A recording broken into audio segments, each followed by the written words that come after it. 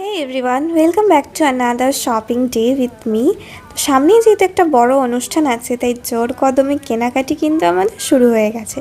প্রথমে সকাল সকাল বেরিয়েই আমরা ডাবের জল খেয়ে নিয়েছি যাতে একটু এনার্জি পাওয়া যায়। তো এখানে আমি, মা আর দাদা অলরেডি ছিলাম আর বাবা চলে এসছে। কোথায় যাচ্ছে?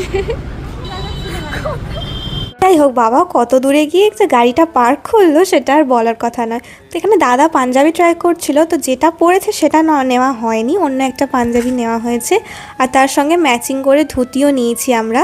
তারপরে ভাবলাম একটু চা বিস্কুট খাওয়া যাক, আর তার মধ্যে বাবা কোন দিকে তাকিয়ে আছে জানি না আমি। এনিওয়ে, চাটা খাওয়ার পর আমরা সোজা চলে গেছিলাম একটা শাড়ির দোকানে, আর এখানে মায়ের জন্য একটা বেনারসি নেওয়া হচ্ছিল। তো এই মোমেন্টটা পুরো ক্যাপচার করে নিয়েছি, তখন না মা বাবা জানতোই না, এত কিউট লাগছে দুজনকে। আর এই পেস্টেল কালারের শাড়িগুলো না ভীষণ সুন্দর, মানে দেখো জাস্ট। এখানে দোকানের কালেকশন আমার তো খুবই ভালো লাগে।